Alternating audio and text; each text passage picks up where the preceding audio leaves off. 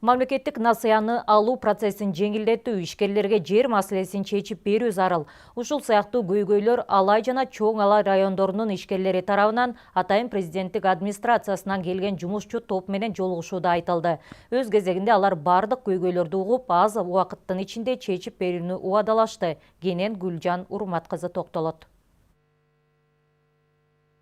Мамлекеттик насыяны алуу процессин жеңилдетүү, ишкерлерге жер маселесин чечип берүү. Дал ушундай маселелер Алай Чоң Алай районунда ишкерлер тарабынан атайын президенттик администрациясынан келген жумушчу топко айтылды. Мал чарбачылыгын бизге тойткор керек да. Эртең эле кызылчыр алып өтүп келишти. 15 адам паст. Динара Абдрахманова бир нече жыл мурун жергиликтүү аялдар менен кооператив ачып, анда жүндөн түрдүү буюмдарды жасап, чет жакка чейин сатышаарын айтышат. Азыркы учурда ал жерде 200гө жакын аял эмгектенет. Бирок ыңгайлуу шарттагы туруктуу жай жок болгондугунан улам чебер кыз-келиндер өз үйлөрүндө иштөөгө мажбур кылышууда. Ошол себептен продукциянын көлөмүн жогорулатууга тоскоол болууда. Бир фонддор менен иштешип, жүндү кайра иштетүү, андан кылчык жүндөрдөн буюмдарды жасоо боюнча атайын станокторду алып келгенбиз, 2 миллион өлчөмүндөгү. Ушул станокторду биз атайын бир туруктуу ишканага атайын бир имаратыбыз болсо, абдан жакшы жумуштар аткарылмак. Бизде азыркы көйгөй ушул. Жергиликтүү башкаруу органдары бизге учурда ушул жер таап берсе, же бир атайын имарат таап берсе, муну менен көптөгөн аялдар өзүнүн үй бүлөлүк бюджетине салым кошо алышмак. Жергиликтүүлөрдүн дагы бир көйгөйү бул мамлекеттик насыя алуу. Аны менен катар насыя алуу процессин жеңилдетүү жана пайыздык ченемдерди төмөндөтүүнү суранышууда. Азыр ушул банктардын бардыгы өтө эле кымбат проценттер менен акча беришет да. Мындайча айтканда элдин терисин тескерилеп сыйрып атат. 24%-тен 30%-ке чейин. Ошол банктардын проценттерин азайтыш керек. Анан кийин банктардагы документтерди кыргызчага которуш керек. Банктардын баардыгында орусча. Банктан акча алгандар иштегени түшүнүп-түшүнбөй эле кол коюп кете беришет. Кийин анан көп нерсеге милдеткер болуп калышат.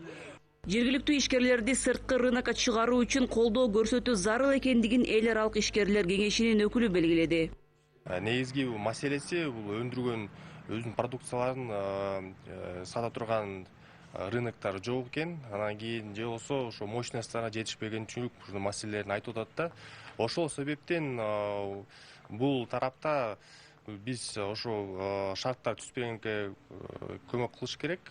Анткени могу өстүрө турган картошка өстүрөт экен көп, ошого өстүргөн продукциясын коңшу же чет өлкөлөргө жолун ачып берүү бир шарттарын көмөк кылып түзүп бериш керек да.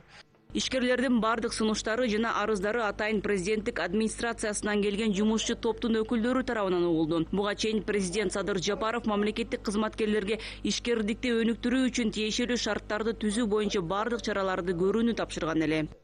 Жолугушуунун бирден бир себеби бул 23-июнда президент ири ишкерлер республикада ири ишкерлер менен жолугуп, ошонун уландысы катары жолугушуу болчу.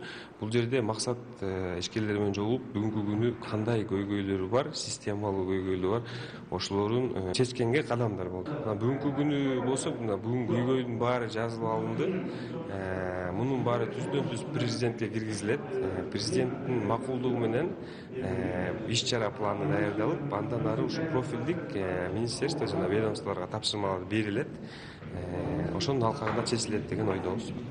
Буга чейин ишкерлер менен жолугушуулар Ысык көл, Нарын, Талас, Жалал Абад жана Баткен облустарында өткөн. Президенттик администрациядан келген атайын жумушчу топ белгилегендей, бир дагы аймак, бир дагы ишкер мамлекет тарабынан жардамсыз, колдоосуз калбайт. Алар айтылган бардык көйгөйлөрдү мүмкүн болушунча тезирээк чечүүгө аракет кылышаарын убадалашты. Гүлжан Урмат кызы, Эдил Алиев, ЛТР, Ош облусу.